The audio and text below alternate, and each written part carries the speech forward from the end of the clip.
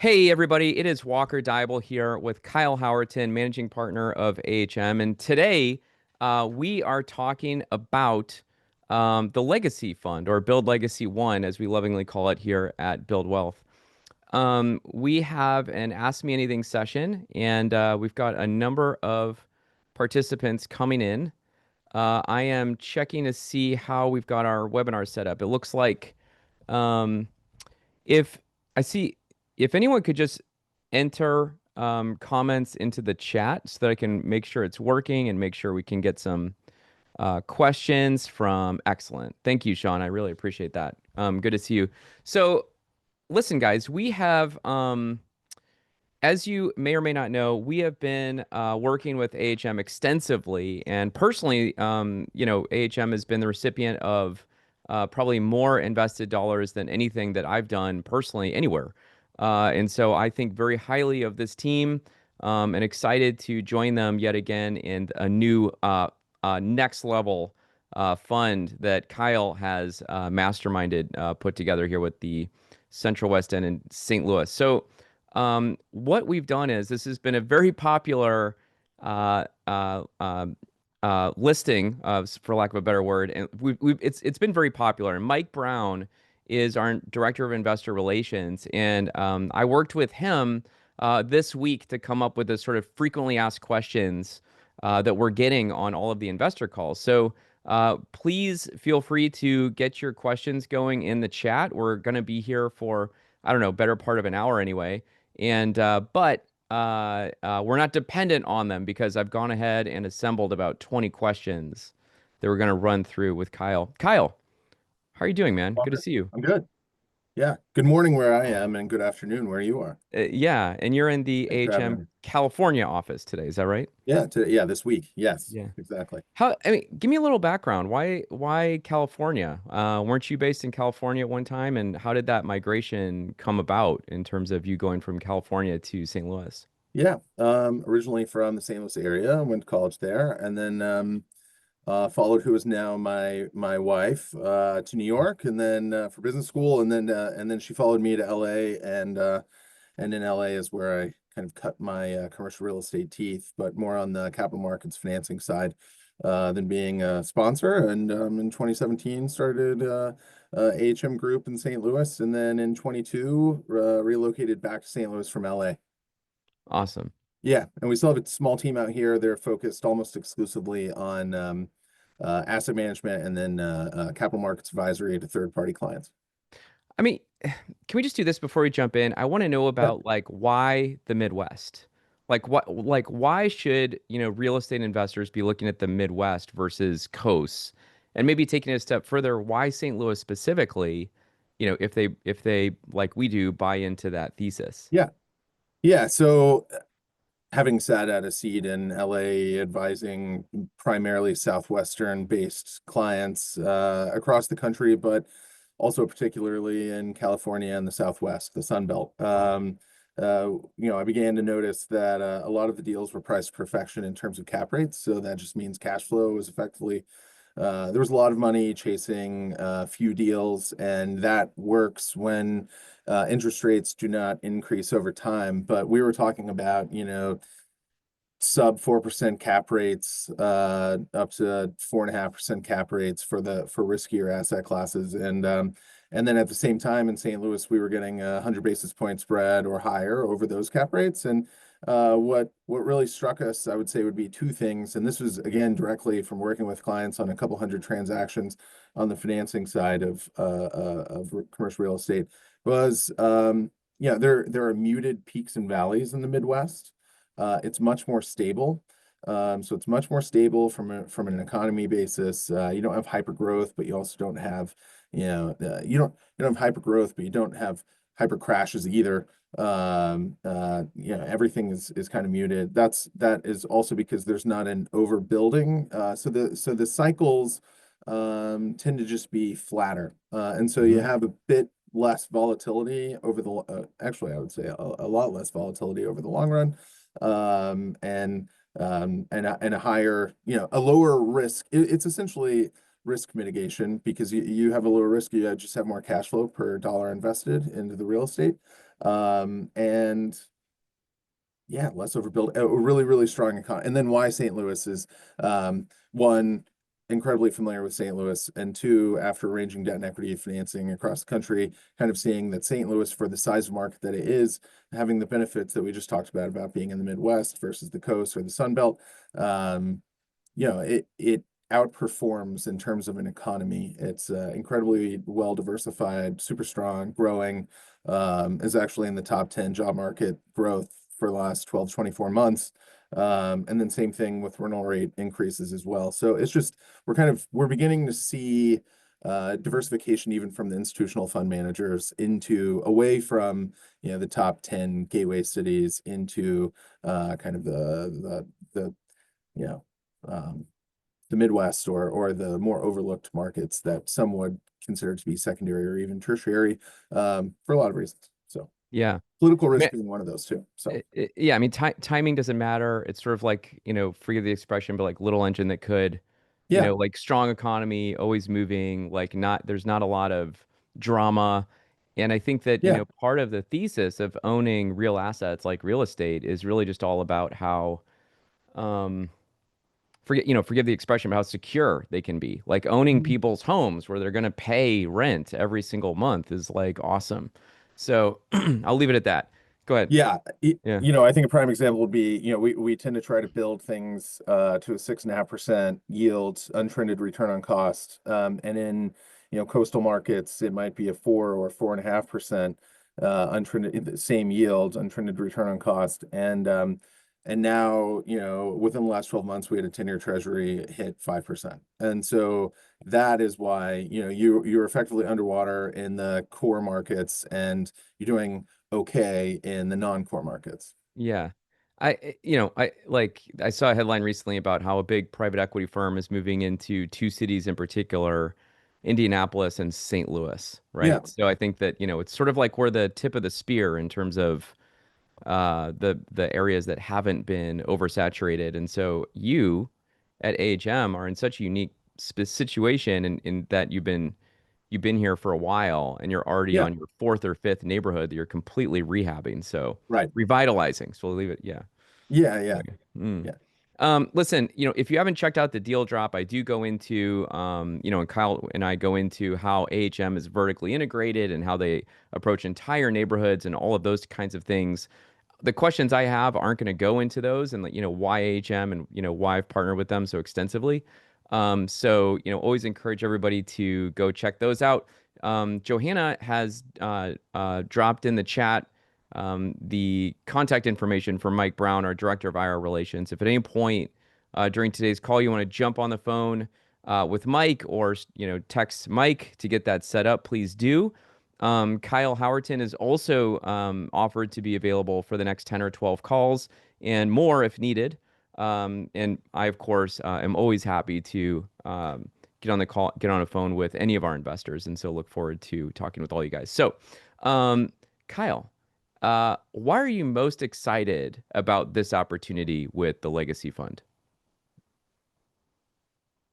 Um, well, It's big. It's it's big. difficult to describe. Yeah, yeah. There's a lot The here. I struggle that know. I have is everything wants to come out at one time. Hmm. This is an opportunity. It's difficult to describe to someone who is less familiar with Central West End neighborhood in the city of St. Louis. And in particular, these properties, I would say 4 of the 11 properties that we're acquiring are really storied. And so like our parents' generation and even older, they'll say, oh, I remember when this was that, and this was really the core of the neighborhood and core of the city. And it still is that today. And it took the seller about 40 years to assemble the properties that we're acquiring from him. And this is on an off-market basis. So, hopefully, yeah, we know that we're getting this at a price that is below what would be offered him if he marketed the entire portfolio publicly. And the motivation for him why he's not doing that is because since this did take him so long, I mean, his office is on the third floor of one of these properties. He's lived in the neighborhood and played in the neighborhood since the 60s. So this is more about his own legacy. So it further, I think this is kind of a twofold legacy fund. The reason that legacy is used so frequently in this opportunity is that this is about his legacy also. So not only are we acquiring these on an off-market basis, took him multiple decades to assemble this, but also he's reinvesting, and so he's not that thrilled about letting go, but also he's at the point of his life where he would like to retire and ensure that he can travel and have a bit more freedom and not be responsible for the day-to-day operations of these properties. And we're the winning beneficiary of this. And this all derived from a closing. We acquired 3 properties from him about 18 months ago and really struck it off, a great personal relationship and a mutual respect. And he truly cares about what happens to the assets once he sells. And there's a lot of trust in AHM, not just me, but my partners too, that we're going to do the right thing. And that's another reason why we're so excited for this to be a 10 to 15 year real estate investment company focused on now all of our legacies collectively too, in terms of being able to, really promote the neighborhood, improve the neighborhood. It's doing great as is, lots of jobs, billions of dollars of development, but there's a lot of low-hanging fruit, and if we can overcapitalize above the common equity that's required to acquire the first 11 properties, then we can truly create essentially a town within the neighborhood. The neighborhood becomes a town within the city, and it's really exciting. Just to add to that, I think that, what I try to do at Build Wealth is just bring exceptional opportunities that I'm investing into our community. And, to your point about like, for someone who doesn't understand the Central West End and what it is, it's more like part of my brain didn't really think that this was ever a possibility. Like, this is Yeah, so crazy that this yeah, is even happening to start, right? And so, just the weight of that, like, what, like, is real. And I think the second thing is, as we look at, downtown West, for example, and, the investments that we're doing together down there, as we're kind of raising capital around each individual building, a lot of investors are like, well, I'm in this building, you know, but there's two coming, like which one of the three should I be in? And like, yeah. there's a lot of like, I don't know, we're just doing one at a time.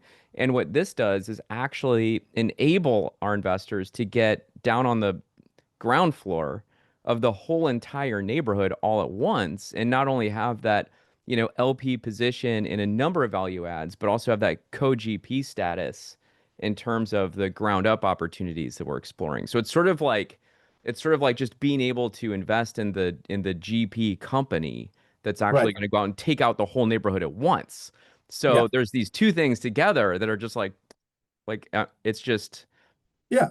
I love it.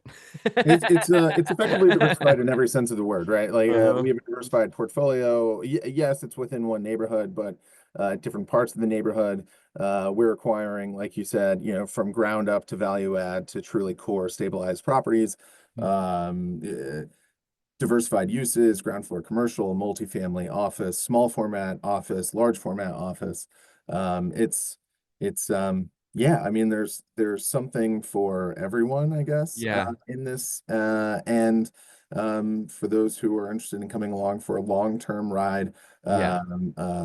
this is going to be, for me, this will be one of the most exciting, projects of my lifetime, of my career. And I live Of your about 3 blocks east of Euclid and McPherson. So, this is I walk this neighborhood every day.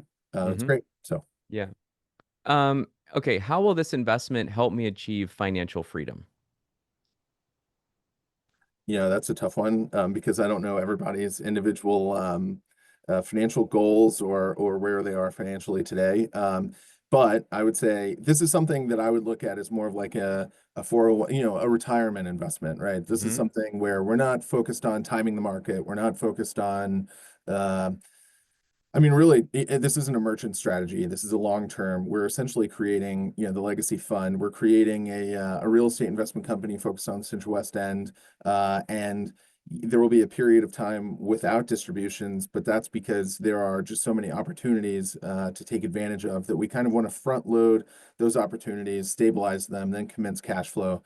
So say, starting in year 3 through 10, there will be substantial cash flow. There will be um, but we're really focused on creating equity multiples. So, if you invest $100,000 within 10 years, our expectation is that we'll be able to double the value of the equity investment every 3 to 4 years. And all of these assets kind of build off of each other, further increasing the value of every individual property. So really, this is more of a, I don't want to say set it and forget it, but this is more of a make the investment, be patient. Mm-hmm. This isn't about, crypto investing and trying to time the market. This is really about long-term stability, being a good steward of invested capital, which means that we're not really thinking about this cyclically. We're thinking about this long term. Yeah. I would also add that, if someone's goal is, what's the word, achieving financial freedom, I mean, the empirical evidence suggests that the only way to do that is to actually own appreciating cash flowing assets. And so, being able to diversify across all of them, but kind of to your point, Kyle, if like as I highlighted in the deal drop, if you invest $167,000 in this fund and this fund does slightly better than the base case scenario in the projections, that's $1 million real estate portfolio over the course of 10 years. So, I think it's a way where people can earn outsized returns because of the compounding variables that are all kind of at work here. And I'm realizing I maybe should have, gone through and said all the disclaimer stuff at the beginning of this call because we're talking about projections and things like that. So I'll just say, guys, like I can't give financial advice and all of everyone's projections are wrong in every single thing. So just be an adult. We're talking about an investment opportunity that Kyle and I are investing in significantly, and we'll go from there. Okay, so Kyle, if I already invest in real estate, how does legacy complement, not duplicate my strategy?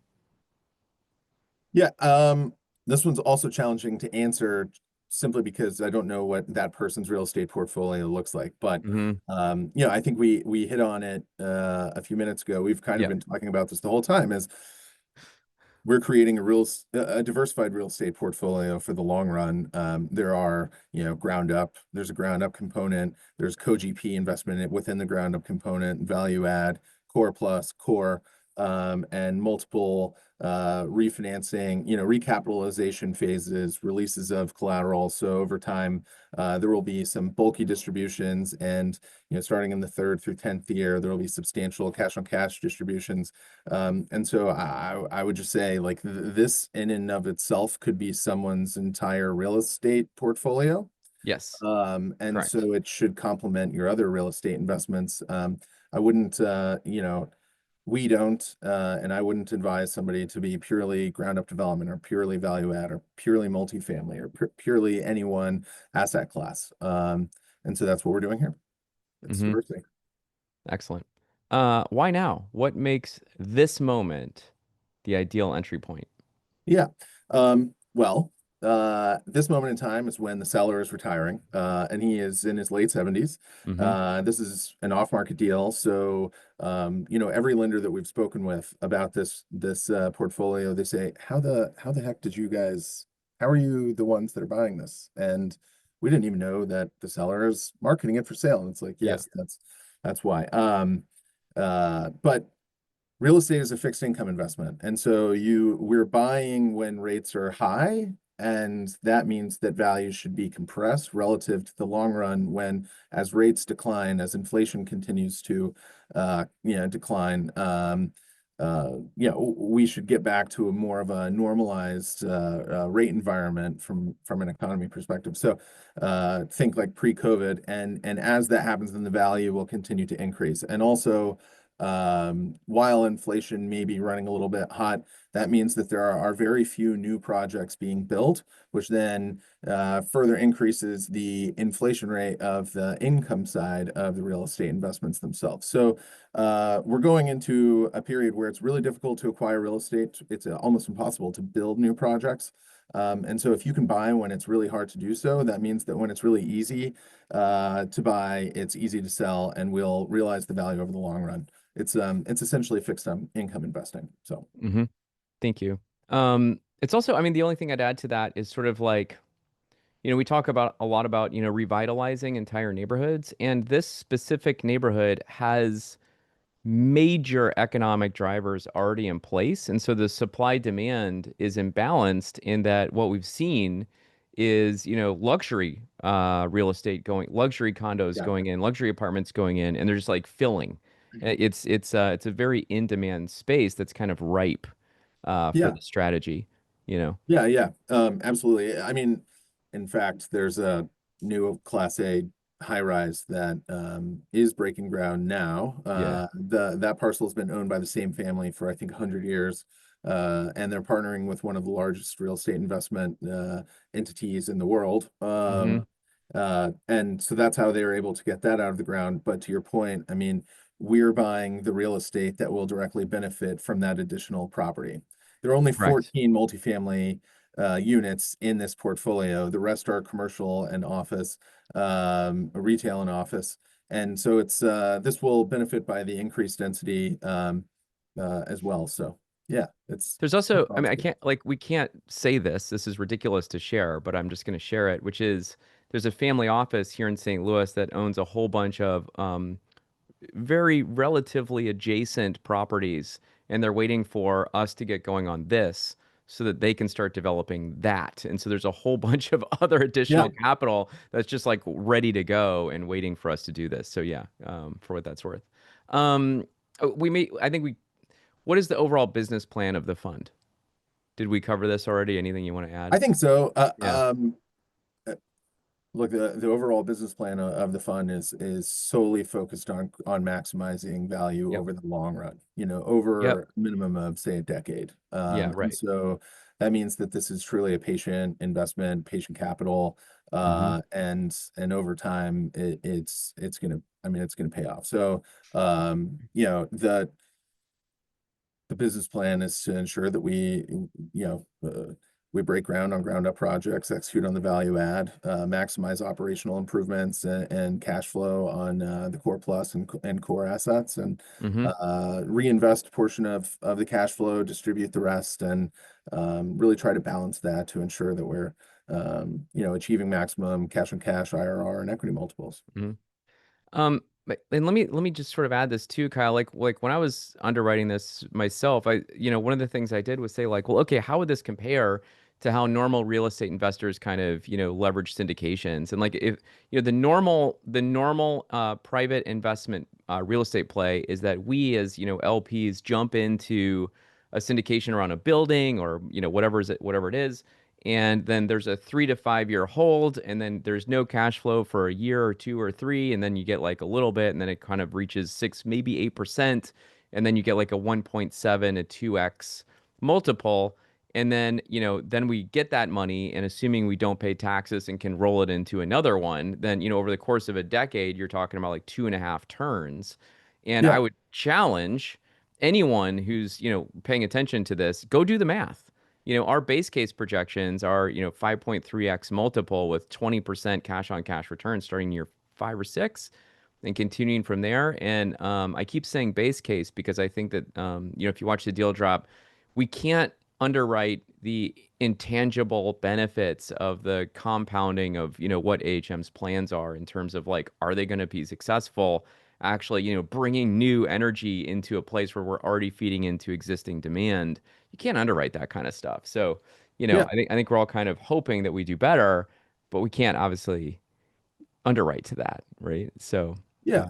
Well, and the seller is doing a great job. This mm, portfolio is performing really well. yeah, However, there are additional business plans that make a lot of sense, but because of where he is in his career, and life, it doesn't make sense for him to start those. And Yeah. so now we're able to kind of take the torch and continue running forward. Yeah.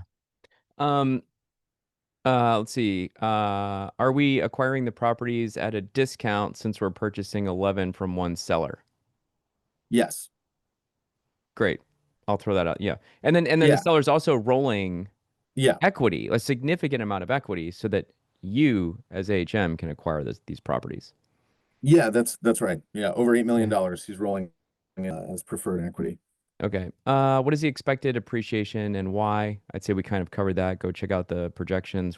Anything you want to add? Yeah, I mean, I would say on average, our underwriting shows that on average, the portfolio appreciates, somewhere between 6 and 8% a year. Hmm. And that's really a base case. Yeah. If rates begin to decline, and hopefully everyone watching this has been paying attention to the labor market, hopefully in September we begin to see further rate cuts. And as that happens, the appreciation will pick up even more. But Hmm. really what we're doing is underwriting, as is rates, the rates not moving at all. So. Hmm. What is the exit strategy? A key benefit of this portfolio itself is that there are multiple potential exit strategies. You can exit as portfolio. You can sell onesie twosie, all 11 or 20 properties, when we're done.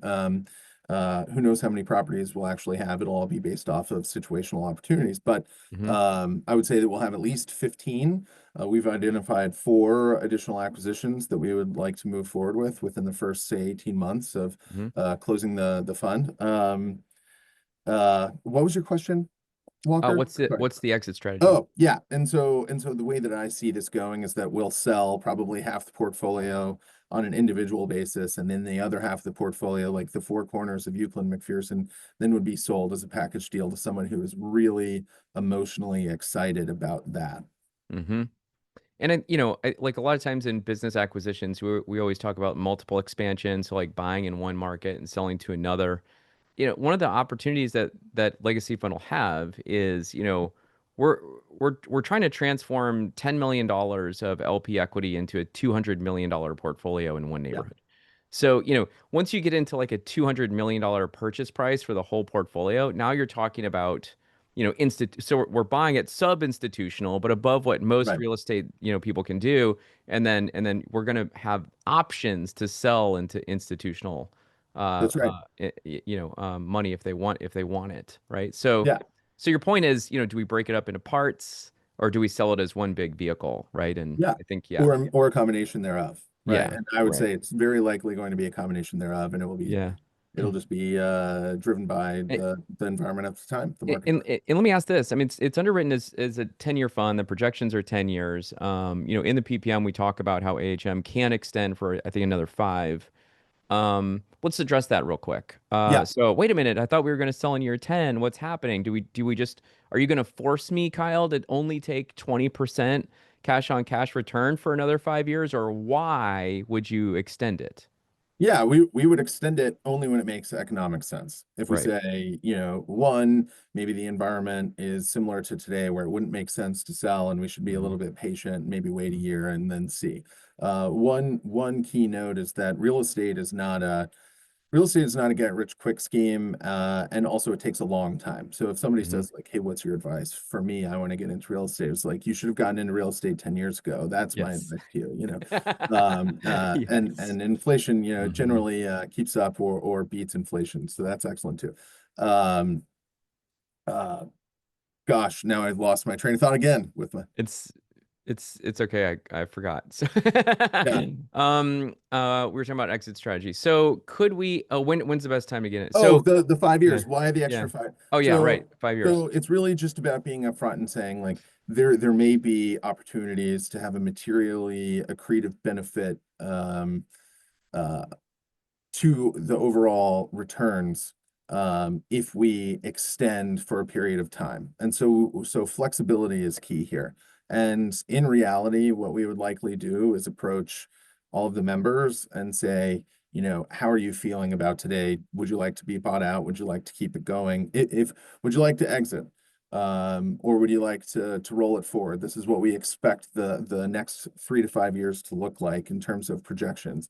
Hmm. And then take the temperature of the whole. And if the majority want to keep going, then we would probably approach those that want to exit and buy them out. Yeah. Yeah, I kind of want to tell the story, but we'll refrain from, when you and I were sort of sitting at a bar having a beer talking about this, and I said, we're going to build all of this and then we have to sell it. And you Yeah, kind of like shed a single tear and you're like, I know I'm already trying to game out like how we buy everybody out ourselves. And yeah, it's got to obviously be win it, take it out to auction and then win the auction on deliberately or whatever. But we'll get to that point. Point is, it's a very exciting opportunity. Could we achieve a higher multiple? yes. Could also achieve a lower multiple, Sure, right. but I Um, would say the odds are in our favor to achieve a higher multiple. Agree. And going back to the extension, it's also like whenever you have a fund, if you have to sell on a certain day, that's awkward. It's It sort of is. like, hey, everyone's already got their money back. Everyone's got multiples of their money back. We're getting 20% cash on cash return. Is everyone cool if we wait another 9 months to sort of like time the market a little better, make sure we have the best deal, right? So Right. some of that is happening too. Um, will we exit or add properties to the fund over 10 to 15 years? Both. Yes. So there Uh, are two, mhm. just really quickly, I mean, there are two non-core properties that we're acquiring in this portfolio that we would look to exit within the first 24 months. Yeah. One is a single tenant deal. It doesn't make sense to exit today. It adds a lot of cash flow. It's really good going in cap rate. But as cap rates compress, then we would look to exit that. And then a small office building that is non-core really just because of its size. And so we would also look to exit that, within the first 24 months. And then absolutely we're going to be adding additional properties. Knowledge is power, particularly in the opaque real estate industry. Hmm. And so by owning a portfolio of this kind and then continuing to strategically target adjacent properties or properties that are relatively adjacent, um, uh, we have much more perfect information than anyone else. Hmm. I mean, we're also acquiring the last, 1.1 acre lot right in core Central West End. Yes. And on our team is one of the most acclaimed, ground up uh uh part real estate, experts in the St. Louis area, if not the Yeah. Midwest. So, it's notable that that opportunity is just sitting there. Yeah. And, members of this fund will be in the co-GP. We should explain co-GP for a second. What's co-GP, Kyle? Yeah, so the members of the fund itself, the legacy fund, will be the GP of the larger ground up project. And Mm-hmm. so it'll probably be somewhere between 60 and $80 million in total project cost. Mm-hmm. The amount of equity necessary for that would probably be about $20 million. And so we would Mm-hmm. be approximately 10% of that. So Mm-hmm. so the GP portion, that $2 million, 10% of 20 million. So that $2 million receives a promoted interest. So a much larger share of the profits and distributions than the ownership percentage of the 10%.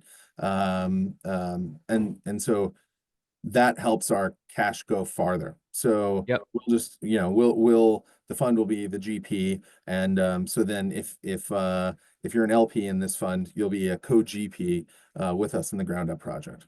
Yeah. So essentially, general partners, general partners in a real estate project ultimately get better multiples on the cash infusion because of the sourcing of the deal, the sweat equity involved with actually managing the project, the Yeah, risk involved of the personal guarantees, et cetera, et cetera, et cetera, like actually doing the thing. right. Whereas limited partners are 100% passive. Co-GP is the passive part of the GP portion, right? So you get a juiced return on those projects. Exactly. Yeah, That's because of right. your sweat. They're Yeah, basically and getting more money because of your sweat yes. Yeah. and skill set, right? Let's see. What makes the Central West End a generational bet, not just another real estate play? Um, it is the most stable, most core neighborhood in the entire St. Louis MSA. I mean, that's really why. And then furthermore, over the last 3 years, there's been more than $2 billion invested in neurological, really in medical and ag tech, biotech related fields, Yeah. all of them within a mile of this portfolio. Just two of those buildings were $1.2 billion. There was a $550 million ambulatory cancer center at Forest Park Parkway in Euclid. And then there was a $616 million neurological research center that was built and completed, I think, in 2023. That is just a few blocks from the first cancer center. So just continuing to create jobs, highly educated workforce, high income earners, very infill, historic, stable neighborhood that has very high barriers to entry due to, it being even there's the political aspect, but especially it's a local historic district. And Yeah. so you would think you're like building something in New Orleans or Charleston, for example. Yep. It's that difficult in terms of the requirements from a design perspective. Mm-hmm. Like you can't demolish things. You can only build where there's currently vacant ground. Mm-hmm. All of that makes it for a generational play, Mm-hmm. rather than just, another real estate investment. If you are asking that question, what makes Central West End great? Watch the deal drop. I very deliberately chose Monopoly as the analogy and go through all the whole entire game board and all of the drivers that are there. So please dig into that. Um, are there any LP obligations or capital calls? No. So the worst that can happen is that we have a capital call. We issue a capital call, like um, let's say, for example, there's another property. We've already expended the 10 million. We need to reserve a certain amount of cash. So we issue a notice for a capital call so that we can acquire yet another property, for whatever reason. There would be no obligation on any existing LP member to fund that capital call. However, they would have the first right to do so. So there would be a Hmm. period of time, about 10 business days, to say whether or not that person wants to invest, participate in the additional capital call. And if they do not, they choose not to, then the worst thing that would happen is that, the denominator of the total, their ownership percentage would be slightly diluted, just based off the additional cash that was raised and not funding your pro rata share. And they're diluted. However, in this particular example, you're Yeah, also acquiring a new asset. So they have a right. smaller percentage of something that's much more Yeah, valuable. So, exactly. Without it, right. without investing additional cash, you would still own, let's say you own 3% of the fund. Well, all of a sudden you might own 2.5% of the fund, but you're now owning 2.5% of this other property that we acquired that you didn't put any cash into. Yeah, right. Yeah, right.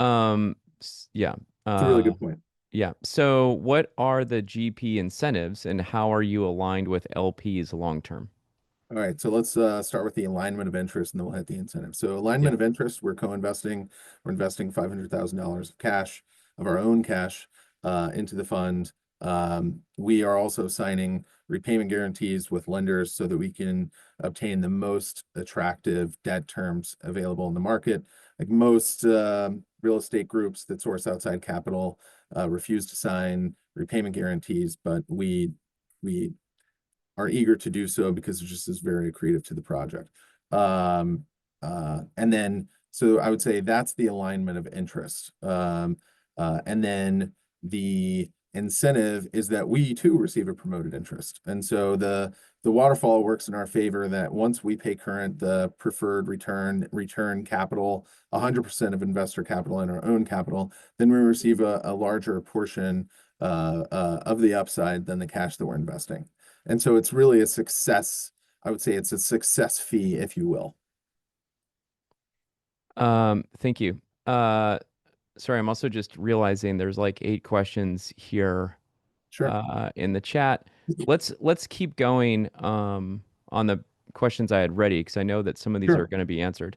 And then I'll kind of survey them. Where are we going? So let's see. Can you recap if we expect accelerated depreciation, cost segregation, historic tax credits, or anything else that passes through? Yeah, so we can take advantage of all of the above. Um, Mm-hmm. Historic tax credits, so just starting with historic tax credits, there will be a benefit to the real estate, investment company itself, to the fund itself. So everybody will benefit from that because it will decrease the cost basis of a historic renovation. And then If any individual investor would like to shield additional income, then the way that the tax credits work is that they're sold by the developer, so we would be selling them at a slight discount to par. And so we would be happy to offer that to any investor that would be interested, so they could acquire tax credits that say, 92, 93% of their par value. Hmm. We had one question that's very relevant to that. Does this fall under any opportunity zone investment benefits? Do we expect K1 with bonus depreciation losses this year? Yeah, so I would say yes to a K1 with bonus depreciation. We don't expect to need to cost seg in order to achieve that. Hmm. The Another key reason to invest in the Midwest, or especially St. Louis, is that the land values are low, much lower than other markets. And so that is a big benefit to us because we would have just on average, we have about 5% of the land value. I should say the land value is about 5% of the total property value. And so we're Hmm. depreciating 95% of the purchase of the cost basis.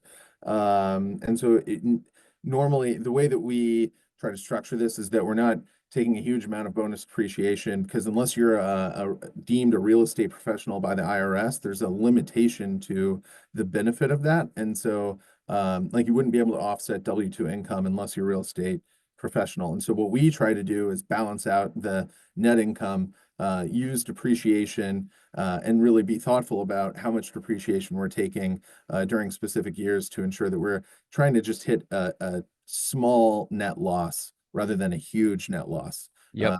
Yeah. So Copy that. yeah. Thank you. When will we expect income? Could it be higher than the pref? Yes. So the pref will begin accruing the day that the capital is contributed. Hmm. And I would say that for the first, like we've talked about already, really until the third year, that's when distributions are projected to commence. And in the third year, they'll probably be slightly above the pref, and then they'll increase over time. And hopefully on average, there will be about a 20% cash on cash yield in the second half of the fund life. Thank you. Um, when is the deadline to fund in order to get to the 12% pref? Walker? Well, it was 8:15, but I've strong-armed Alex, or sorry, Kyle, and we sorry, I'm looking at so and it's 10:31. But guys, Day 31. sorry, 8:31. But Yeah. what did I say? 12. It's No, August. It's 10. the last day of August. So here's what I want to say though. Guy, everyone listen up. 8:31 is a Sunday, which makes 8:30, okay, August 30th, a Saturday, which means it's technically August 29th, okay? So it was going to be, 8:15, commitments with being funded by the end of the month, but now it literally is commitments and funding in by the end of August. That's so it's the first 4.5 million or 8:29 by 5 p.m., I guess. I mean, once we get there, we might be able to understand that there's wiggle room or not. But guys, just, it's 8:30, it's 8:29. That's like ultimately when you need to be funded to get the 12% pref. Um, uh, can you accept 1031 exchanges? Yes, but the IRS makes it very difficult to do so. So I would say that the exchange funds that would be incoming, it's a two-step process. And so Yes. there will be legal and transaction costs because of how the IRS requires exchanges to take place. They don't make it easy to shelter or defer, capital Hmm. gains. So yes, it's possible, but I think that, the minimum equity investment would need to be probably like $250,000 and up, really to make it make sense. You're Yep. probably looking at like $10,000 to $20,000 for transaction costs between Hmm. legal, the exchange accommodator. So just keep that in mind. And yeah, we're willing to walk through, any of that for anybody who has a specific exchange in mind. And that being said, and at the risk of diluting what we're trying to achieve this month, I will also say that in my experience with AHM, this question has come up many, many times, and the truth is that there's about a $250 million portfolio all right here in St. Louis, and we've been able to satisfy 1031 exchange needs, whether it be in the legacy fund or something much more Right. custom. That conversation Yeah. I've had with Kyle and investors numerous times, so those Oh, those are there. Yeah, and going back to the opportunity zone question, so the current administration has made it difficult to know exactly um, the impact, the long-term impact for opportunity zones. I think that 12/31 of 2025 is the deadline. Mm-hmm. This project, this fund isn't really applicable to opportunity zones because we're investing in a very high income area rather than a distressed area, Mm-hmm. census tract. So the opportunity zones, in addition to them somewhat being in flux, until Opportunity Zone V2 comes out, we're investing in a really high income neighborhood, so it doesn't apply. Yeah. Let's see, Carl, I just want to say that, I'm seeing your questions here, and a few of them seem to be a little misinformed, and so I'm not going to deep dive into all of them. Let's jump on a call and make sure you're satisfied here. Like, for example, your first question is the SPV limits this group of investors to the return of the 11 properties. That's incorrect. The purpose of the fund is to capitalize on the entire company, the entire Yeah, Central West End that's right. approach. And one of your subsequent questions is about, capital calls on the ground up and stuff like that. Negative. This fund will be the GP portion of that, and there will probably be an LP subsequent raise for an individual building that the fund would act as the GP on. So we'll get into some of that. I'll keep reading through your questions here, but I see a lot of questions that I'm probably not going to dig too. Good, Carl. Thank you. Okay, great. Um, And by the way, 10 yeah, million is equity, 200 million is the total portfolio. So that would be the real estate value itself, not the equity value. correct. And to explain what you just said, there's still going to be debt at the end of 10 years. It's not like all the debt on the entire portfolio is shored up, right? So there's still debt that needs to be satisfied at that point. Um, Yearly depreciation, I think we kind of covered that in terms of tax returns, we're trying to keep the fund itself not profitable and not push additional, so that people don't have a taxable event. Does 5-year possible extension have improved terms? I think we talked about that. 10 to 2, what happens if this fund doesn't reach funding targets in time for close?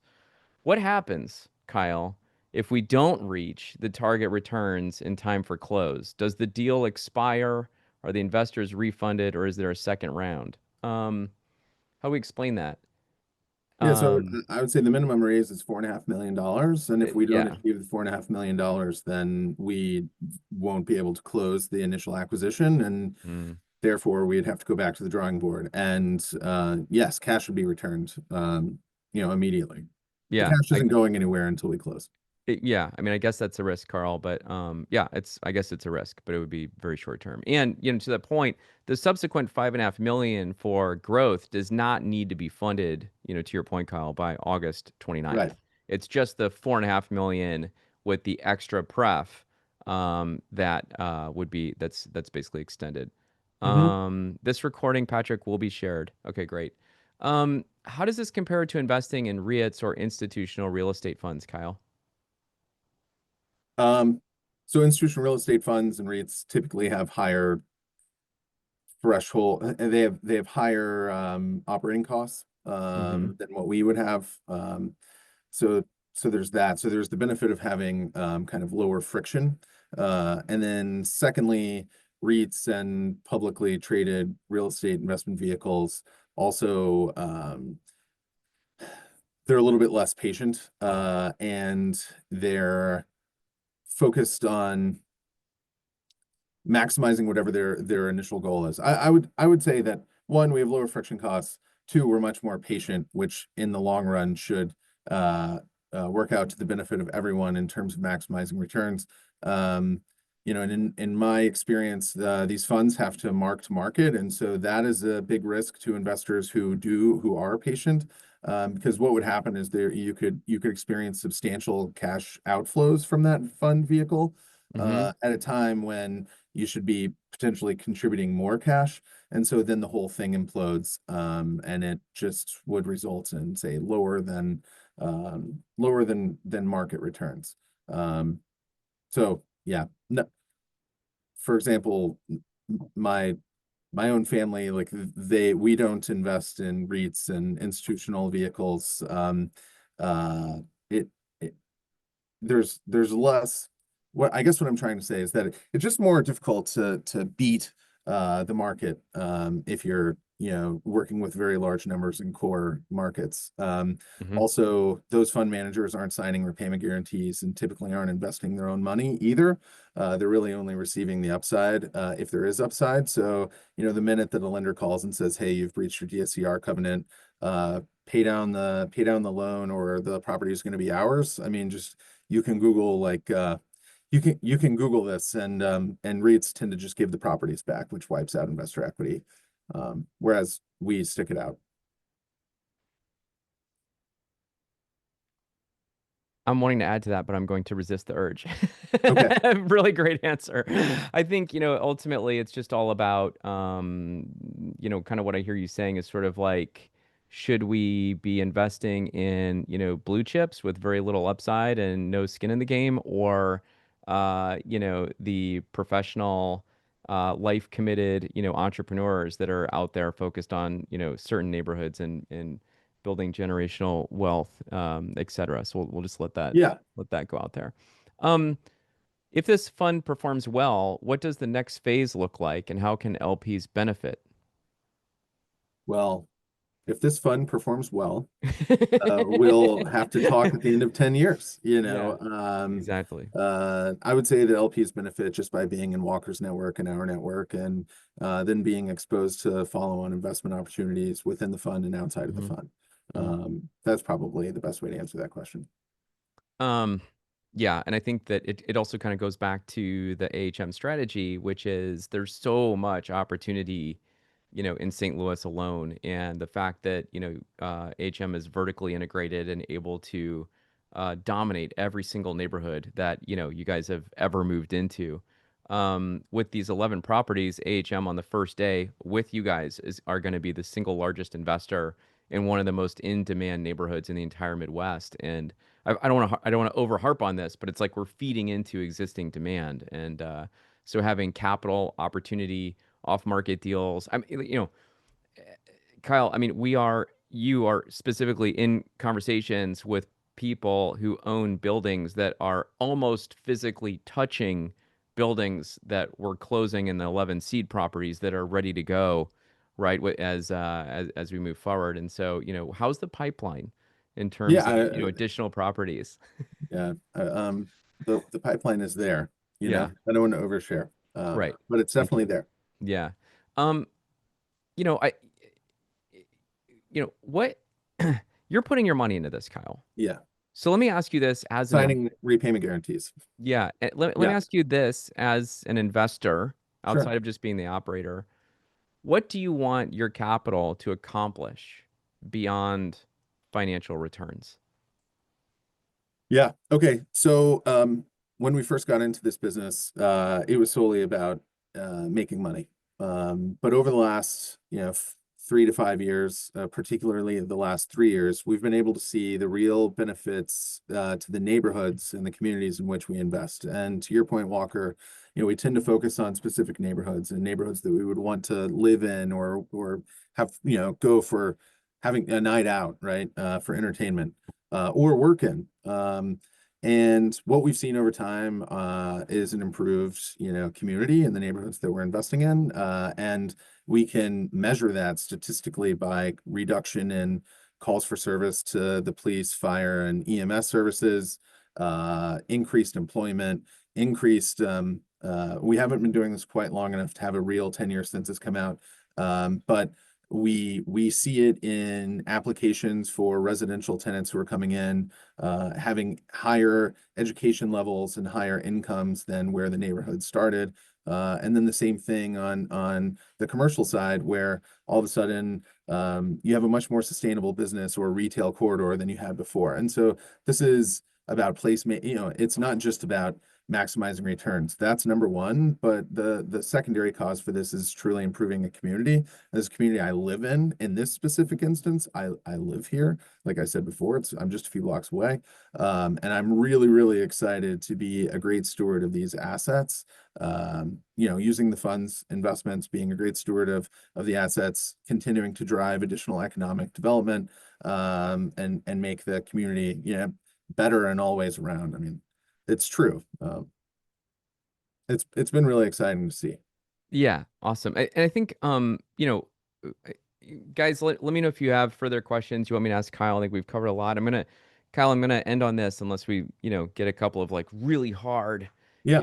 intense due diligence questions come through. So the thing is that oh, interesting. Have you had any exits and what were your outcomes? I'm kind of going that direction. Let me sorry, go ahead. You want to take that before I No, no, ask? go ahead. Go Well, ahead, Bob. maybe weave it in as you see fit. What I was Sure. going to say was, I think that, you know, Build Wealth started because you called me, Kyle, and said, "Listen, hey, we've got like you know that the Rothschild portfolio in the downtown West," and I was like, "I love that project," and you were like, "Hey, we've got this little 1.35 million left. Do you want to help us raise?" And I was like, "Yeah, sure, great." And so I wrote my audience through Buy Then Build and said, "Hey guys, I know I'm the buying businesses guy, but like surprise."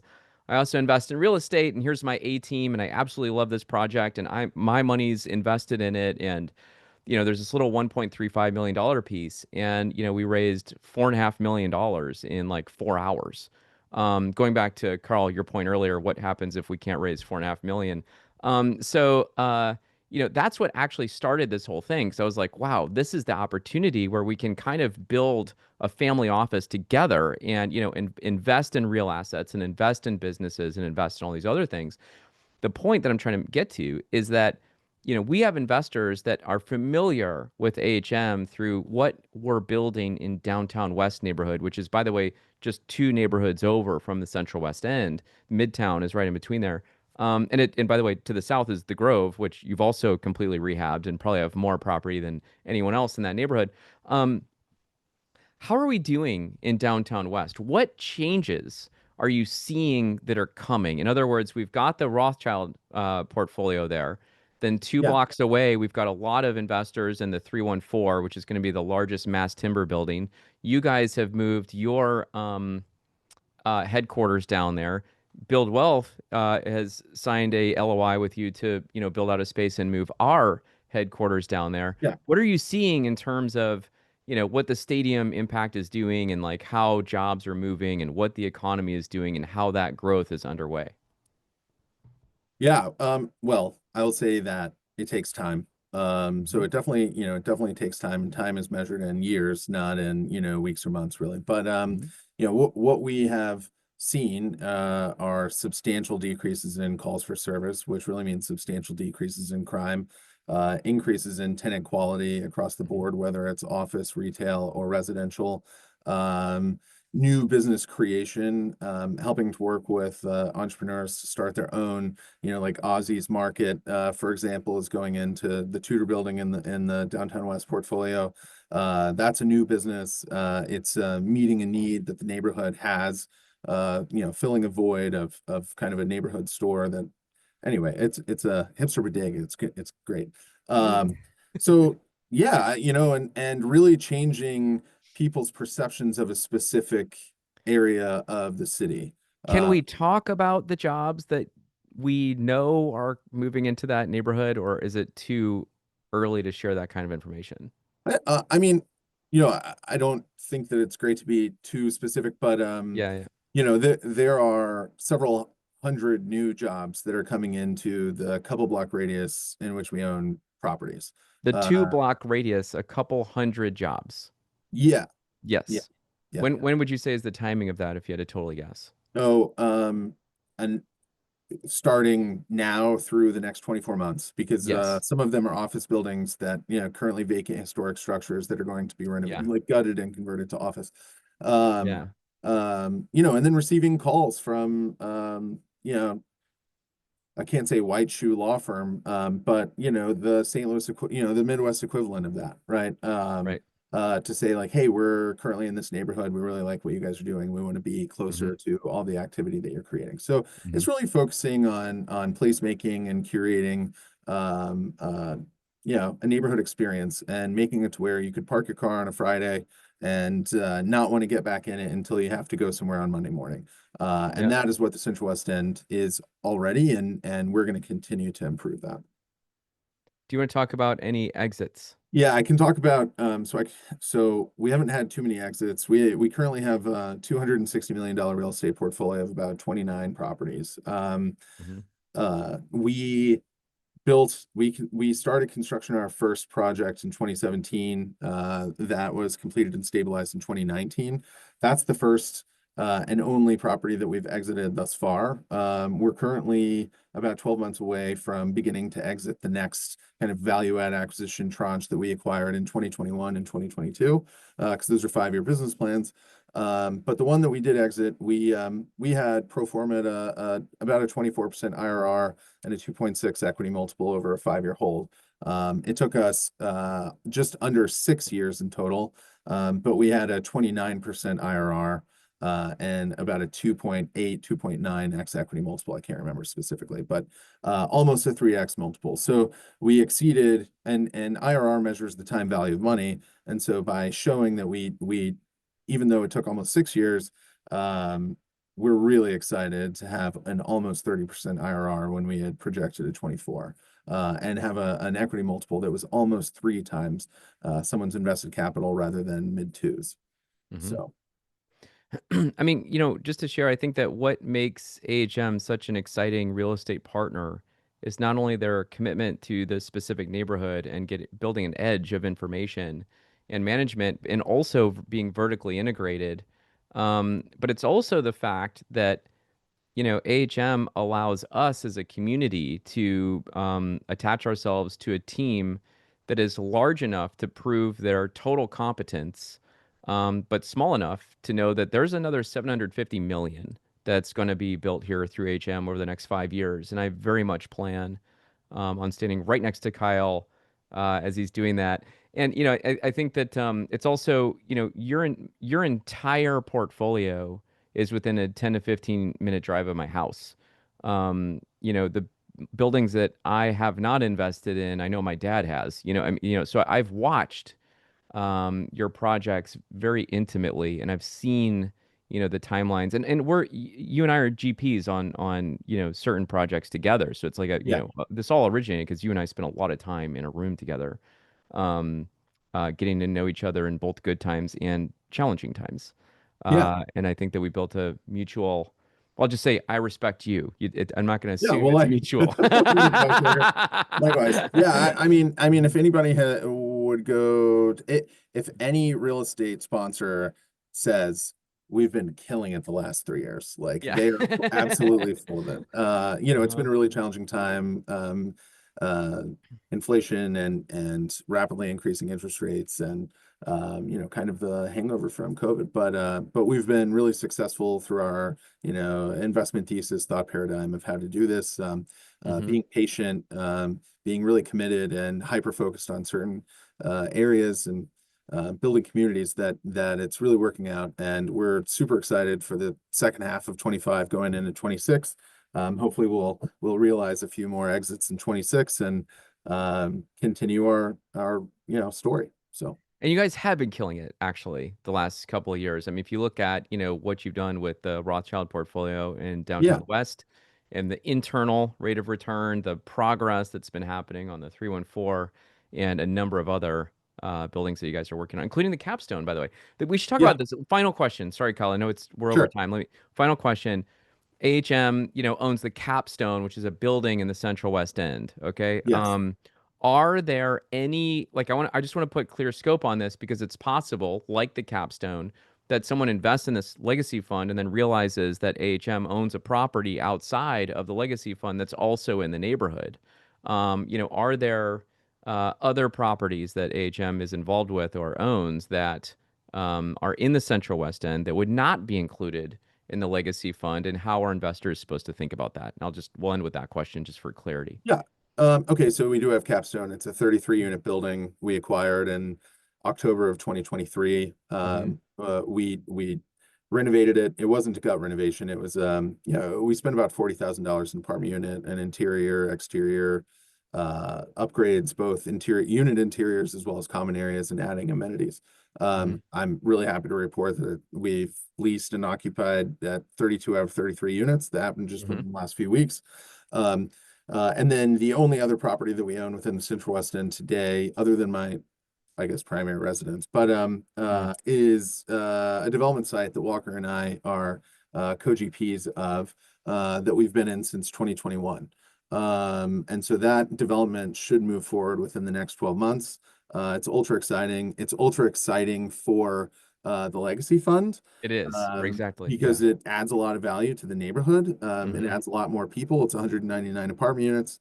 It'll add And a lot more we're gonna drive density. traffic straight to our 6 restaurants right on the That's two right. intersections down. Exactly. Yeah, no, Yeah. that's exactly right. We're Uh-huh. creating, I mean, it just is, it's a prime example of building off of each other, each Yeah. project building off of one another and improving the next. And our experience with Capstone has helped inform our decision making and thought process for the Rothschild, this initial portfolio acquisition, and then the subsequent follow-on investments. So we have real time, real data. Who are the prospective tenants? Who's applying? Why are they not applying? Who's applying and being denied rather than approved? Why are they being denied? Hmm. Yeah, it's been it it is it informs to the benefit of the fund rather than a detriment. It's complementary. I guess Yeah. the best So way to put it. so obviously HM has dipped their toe into the Central West End water. Once Hmm. Legacy Fund is fully funded with the 10 million and partying, is there an instance where HM would, do a Central West End building outside of Legacy Fund? No. No. Exactly. That this is the goal is to dominate this neighborhood. So, Yes. um, Kyle, thank you so much for your time. We are Thanks, over Walker. time, but And team. thanks so Yeah. much. Yeah. Yeah. Really Great. appreciate it. If you guys are interested in joining us in this very unique, exciting, uh, uh, going to be profitable project, make sure you reach out to Mike Brown. His calendar and his cell phone are in the chat here. And if you're watching this on recording, I'm sure we'll just drop some kind of link for you to be able to get that done. Kyle is available for calls with Mike as well. And I'm always excited to talk with any and all of our investors at any time. So if you want my cell phone after your money comes in, I'll give it to you and we'll talk that way. Great, guys. Thank you so much. And we'll see you on the inside. Come to St. Louis. Come to St. Oh, come to St. By the way, the Buy Then Build Summit is in September. I think it's 24th, 23rd, 24th, 25, something like that. And obviously it's business acquisition focused. We're, doing like Search 2.0. We're unleashing all kinds of stuff. If you're in the business acquisition space, it's a not to be missed event. And the reason I bring it up is because Kyle will be in St. Louis at that time, and so will I. And obviously, I think that there'll be some interest in taking tours around not only the Central West End but maybe downtown West and other areas that we're Yeah. looking at. You can also go, We'll show you everything. Yeah. yeah, so go look at what's the latest acquisition, Chroma Yeah. last week. I mean, go see all this stuff. So great. Yeah, thanks, team. Bye, guys.